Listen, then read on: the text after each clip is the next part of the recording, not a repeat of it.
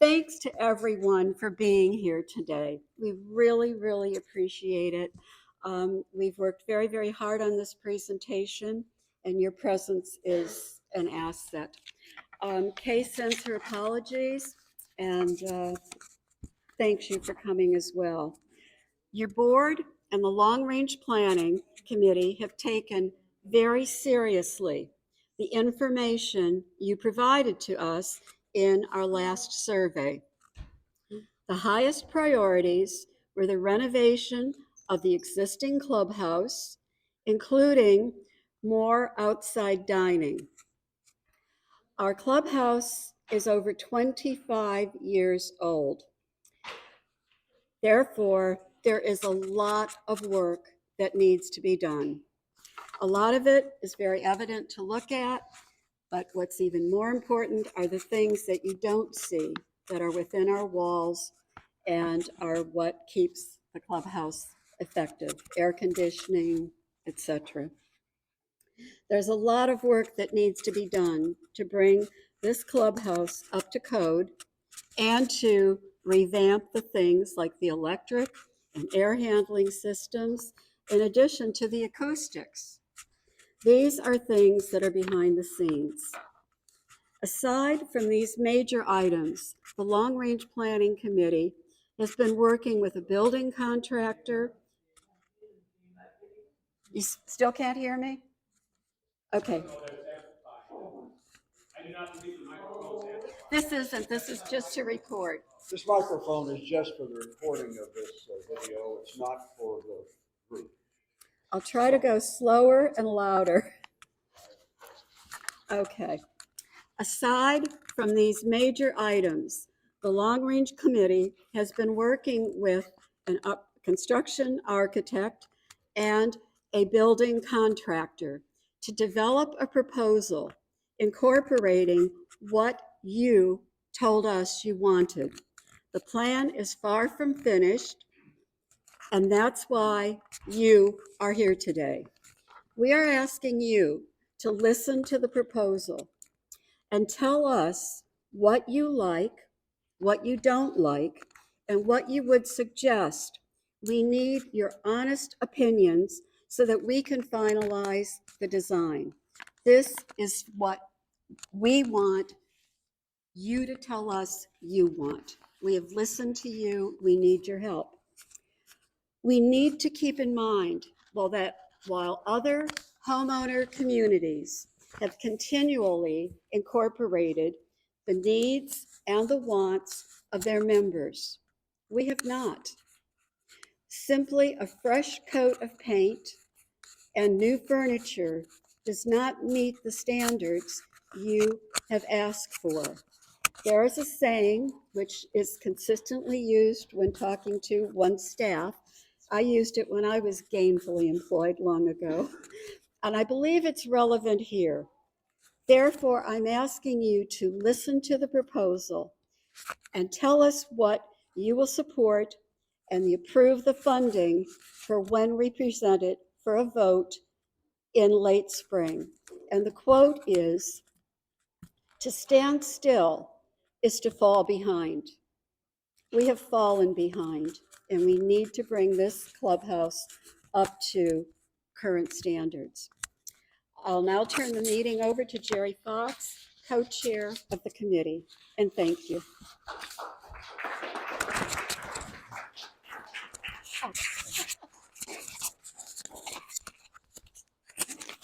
I'm not a preacher, so I'm going to move this back here so I don't start on any sermons. Can we get back to the original slide? Okay, that's good.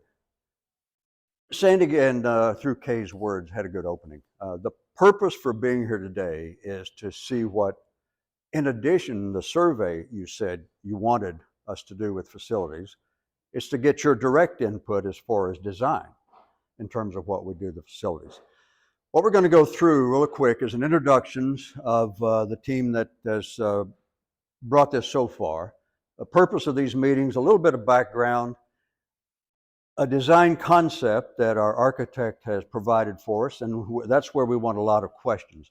We'll talk a little bit about project costs and funding. We don't have a final cost, whereas we don't have the final design, not until you tell us what you want us to do. And then we'll talk about a schedule, about what goes forward from there. And then at the end, Q&A and certainly input on these designs, yes or no, or what. So that's what we're here for. To start off with the introductions, the Long Range Planning Committee, Kay Stammers as the board president oversees us, and along with Sandy and I, we chair the committee. Sandy is the board representative for the committee. And then Chip Ackersini, John Nelson, Annie McManus, and Dan Moser are the other members of the committee. And Annie, just raise your hand so everybody recognize you. Dan, John, I think most people know. I don't see Chip here, but most of you know Chip. The consulting team that we've used to help us through this are folks that have a great deal of knowledge about clubhouses and clubs in general. Adrian is our architect. He's the principal and owner of AM Design Group, and he'll give you more background of his organization later. Don Garrett is the owner of Garrett Construction. Don has done the construction work for a large number of clubs around the area. And then, of course, Jimmy Lynn, who is our lifestyle management group president and gives us a lot of advice, especially in relation to club operations, food and beverage, and so on. It's good to remember what the village mission statement is. And I'll let you read that. If you can't see it in the back, I can read it for you. But I draw attention to the three primary objectives, which are to maintain or enhance a quality lifestyle, your property values, and your community's amenities. Now, I go back and read this primary objectives to maintain or enhance as two other words. Maintain means needs, and enhance means wants. So we're going to talk a little bit about what some of the needs are here, which are ample, and then we'll get into what the wants are, which again, we want to hear from you. So the purpose of this meeting, as mentioned, this is all fine and good, but we're here to get your input on the concept that Adrian is going to give you. And from your input with his concept, we'll come up with a final plan. We have to have a final plan to get final costs. Now, we have some projected costs based on what we know this building needs and some other suggestions to put into it. So we'll talk to that cost to give you an idea of where we are. But the cost isn't final. We'll know more when we know what the final concept is that you like. So, the situation is this. This is a critical juncture for us as a community or for facilities for this clubhouse. This clubhouse was built in 1986. Since that time, there haven't been any major upgrades or renovations. We've done some little bit of renovating with the carpet and the furniture and such. But the building codes have been updated 7 times since this building was constructed. I don't know about you, but the home I live in was built in 1996, and we've renovated twice just to keep up. The quality facilities are a critical factor when it comes to member satisfaction, and that's where you start to get into the wants, and that's what we want to hear from you more about. We know, and you know, that previous proposals that have come out of the committee have been rejected, and we think from that and from the survey, we're trying to focus back in on just what the community wants and is willing to support. So the goals of this project is to provide an amenity that invites more participation, increase the food and beverage menu options, service, and food quality, improve the the facility integrity to take care of repair and maintenance costs, and to modernize the clubhouse to really attract more residents and members, which helps maintain your property value. So with that, let's look. I'm not going to go into detail on the survey results. Those are posted online, but I think it's important to note that in the survey that came out to you last summer, over a lot of aspects of the club and the community were covered. There was a portion of it that was relevant to the facilities, in particular the clubhouse. So I think the key point here is that facilities that would make the most positive impact in my experience, those of in the community that responded, and 71% of residences and members did respond, the issue came back essentially to indoor dining, outdoor dining, bar service, the issues that were here, just this focus right here. Also, 80% said that we should offer upgrades and amenities for the members. Okay, that's easy. Let's go on. When it comes to dining room ambiance, 66% of the respondents said they're dissatisfied. I'm surprised it's not higher. I can't get my wife to come in here, so I've tried. But I think that's a telling story. So sum it all up. The highlights of what we've known is that the amenity most used by the respondents of the survey is this clubhouse and bogies, including the food preparation area. 68%, 2/3 of the people.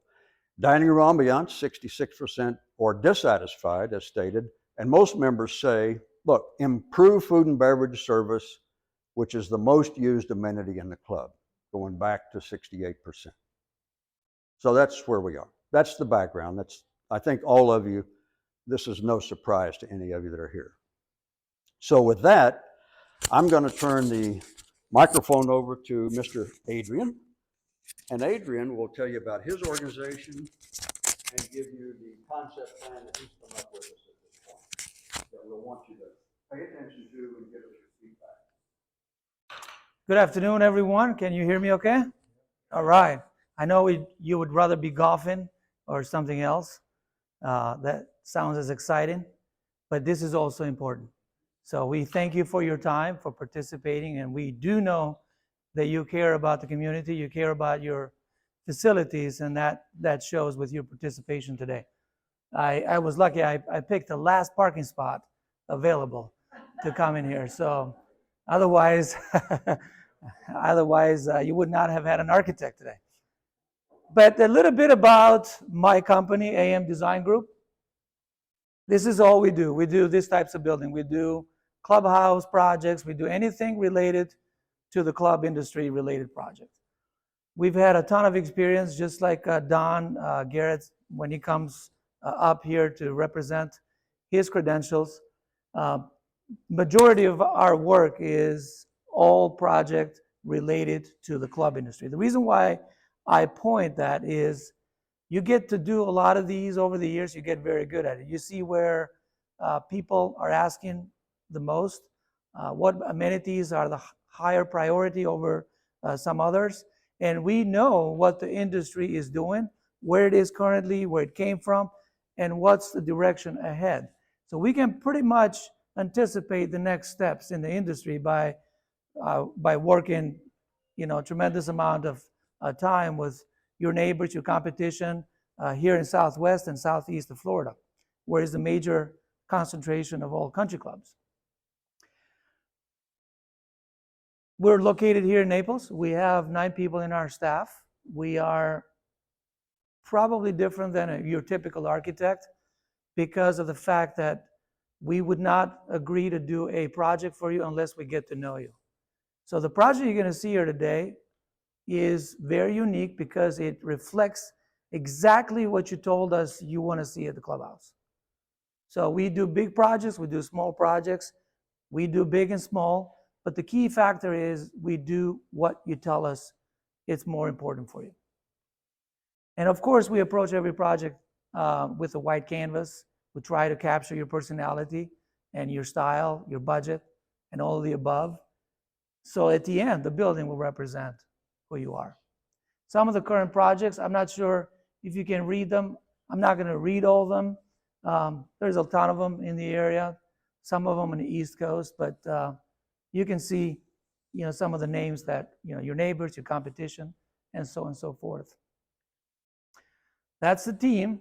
The ugly guy on the right-hand side, that would be me. So we have a pretty good-looking team. Some of the current trends in South Florida. As Jerry mentioned earlier, he went over the survey. And that's not the last survey. It's probably third or fourth in the last 3 or 4 years. Well, ironically, you keep telling us you want the same thing over and over and over again. So you'd be surprised, but other clubs have similar high priority lists too. Bars, grill rooms, indoor, outdoor dining, patios, and terraces.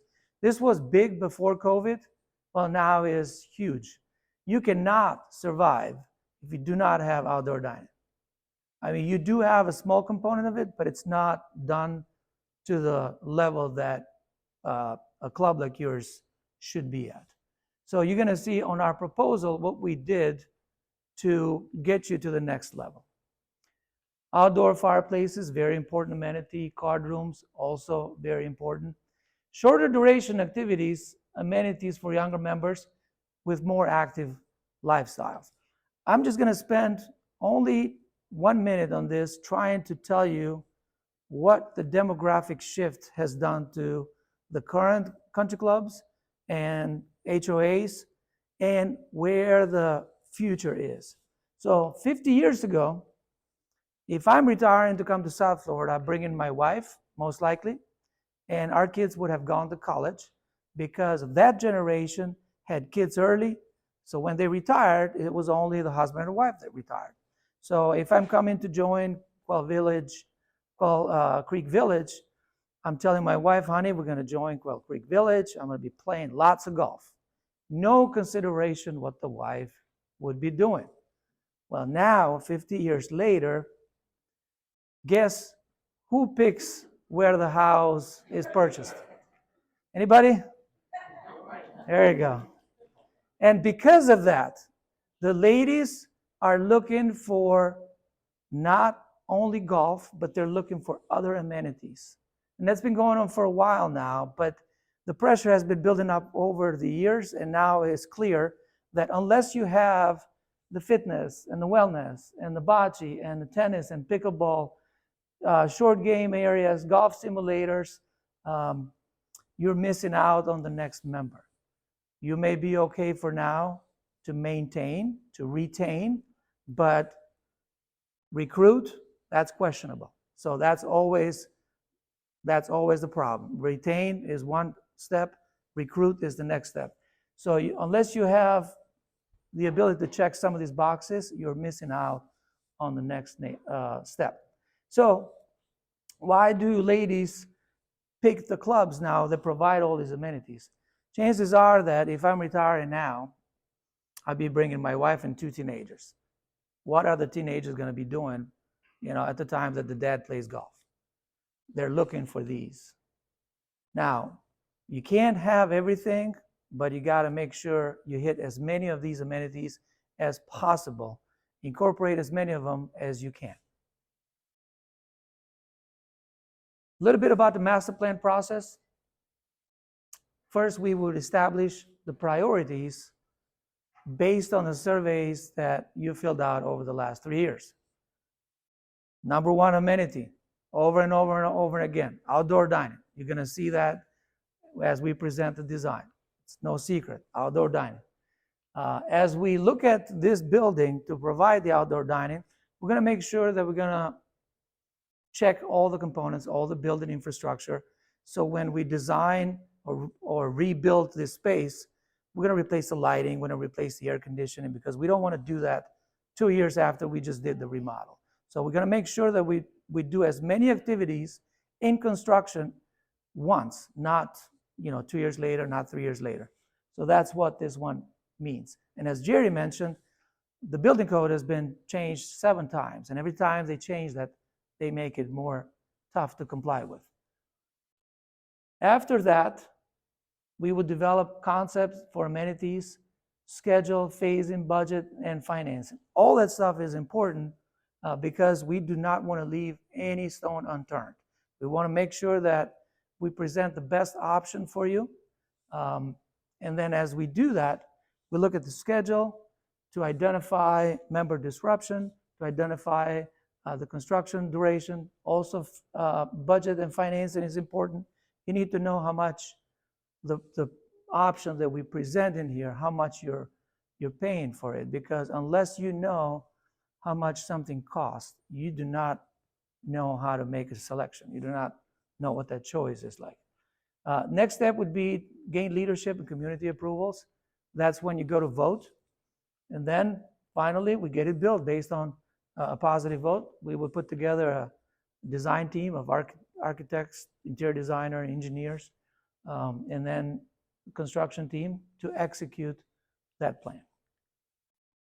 So this is an overall site plan. This is the clubhouse. Can you see my red laser on the screen? All right. So I'm pointing right over here. All right. So this is the clubhouse. To orient you a little bit, that's your pool deck, portico share. That's the tee box, bocce, and the practice green is all the way here at the bottom. So some of these colors on the plan means that these are the spaces that are going through a remodel. So kitchen, dining room, exactly where we're sitting in today. We're proposing an expansion in front of the dining room, which is an outdoor dining component, al fresco dining. And then in front of the bogey, we're removing that sail cover feature, and we're replacing that with a more substantial cover awning to provide the needed shade there to provide all those weather protection that you would need in front of the bar to make that a little bit more exciting space to use. The next plan is an enlarged floor plan of the clubhouse only. So that's the existing clubhouse. Over here at the bottom is the existing portico share. Main entry door right here. The interior space will be remodeled. A lot of finish updates, new tables and chairs, new lighting. Kitchen is going to be expanded. We haven't finalized the design of the kitchen yet, but the idea is to make it more streamlined, more efficient, to provide the horsepower necessary to handle the added tables and chairs, the added capacity in the outdoor dining. The indoor dining capacity will remain the same, but we're adding more outdoor dining capacity. And because of that, the kitchen has to be addressed. So the outdoor dining is here in brown. A suggested seating layout doesn't necessarily mean that this is how it's going to be furnished. The table here with 8 seats, all it is a combination of 3-4 tops. So you could see those 3-4 tops scattered around in a different layout, but then you have the ability to put them together for parties of 8, and you can do even bigger parties. Right in front of bogies, we're showing outdoor seating area, and the covered area is going to span between the bar and all the way to where the pro shop building is. This is a rendering looking from the pro shop of what this outdoor dining will look like in the future. As you can see, we were very careful of selecting existing architectural element to make sure that this would look like it was always here. It doesn't look like an add-on. So columns, proportions, column sizes, the brackets, the fin tail on this outlookers, they will sort of match the architectural style of the existing brackets and outlookers on the building. And we created a little bit of a differentiation between the roofs here to create a different proportion, different scale, more human scale proportion. It doesn't look like one big open space. It's got a lot more interest if you break it down that way. So this is a same shot, but late at night. You got sconces on the perimeter, on the columns, ceiling fans with lights. This is basically what the number one priority has been for quite a few years. One thing I will tell you, very important, none of the final finishes or selections have been made. So don't get excited on the wrong color of chair or the wrong color glass or silverware, because that's not been selected yet. This is the interior space, refurbished, remodeled. The one thing that we're doing here to enhance the dining room experience is very important, is a big opening, Nana door. So picture, you turn your head and see the jamb of the two doors where those three windows are. All those three windows will be replaced with a big Nana door. If you're not familiar with the Nana door is the same comparison as a glass folding door system that stacks on both sides of the jamb, which will give you a maximized indoor-outdoor connection between the indoor and outdoor. It's very seamless. They tend to get away when they're fully stacked, fully open. And that's going to reactivate this room. I bet your wife's going to come here, I guarantee you, Jerry, when this is all done. So this will activate the indoor dining in addition to the outdoor dining. Both spaces will feel exactly the same. Project cost estimates. Yeah, we get into the fun part. So I will let Don and Jerry, maybe both of them, handle this.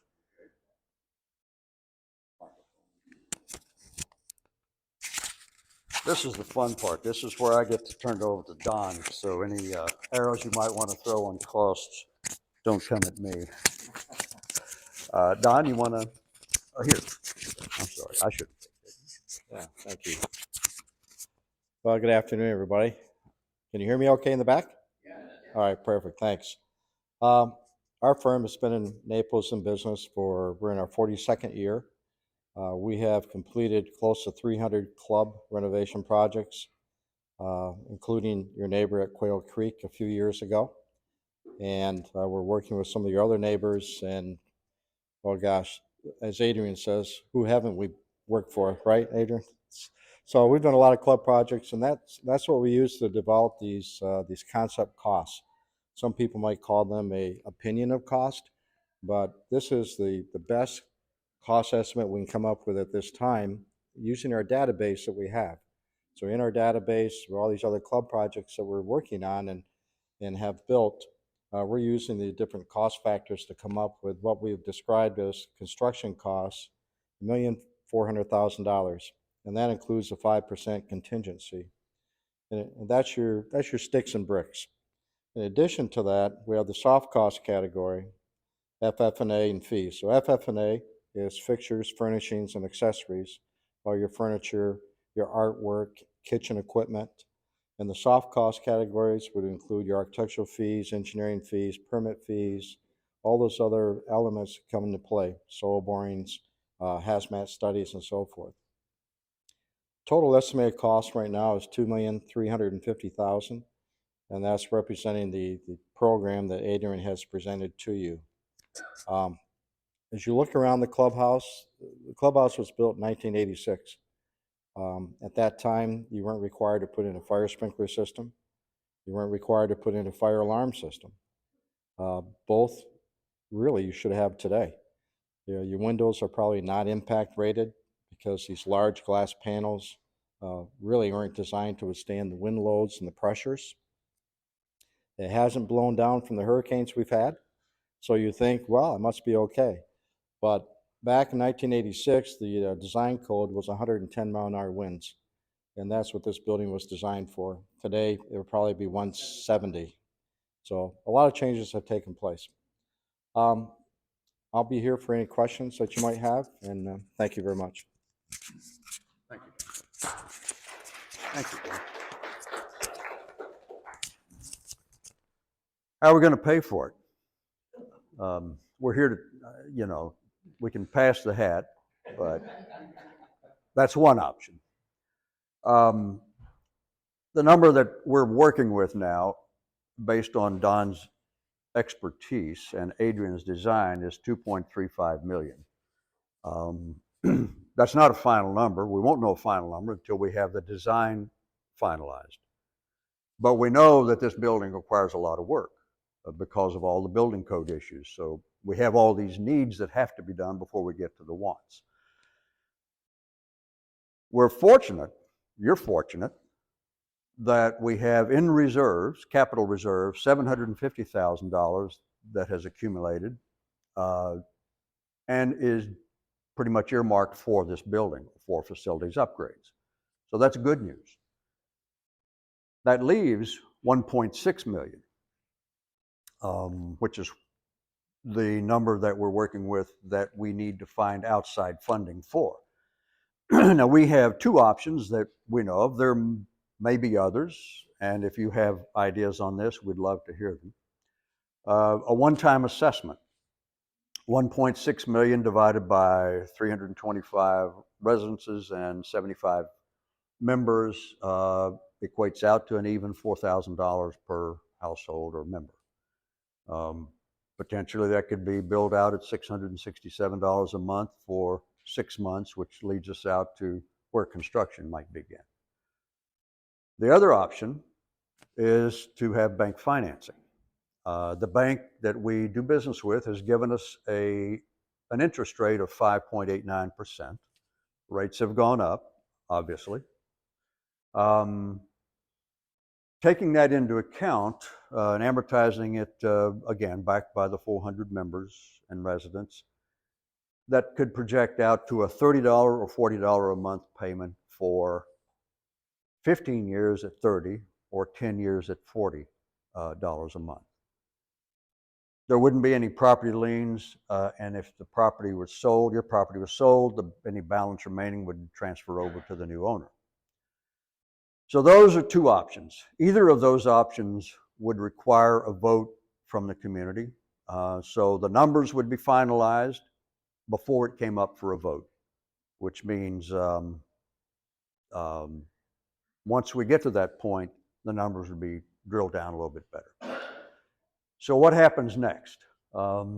Adrian?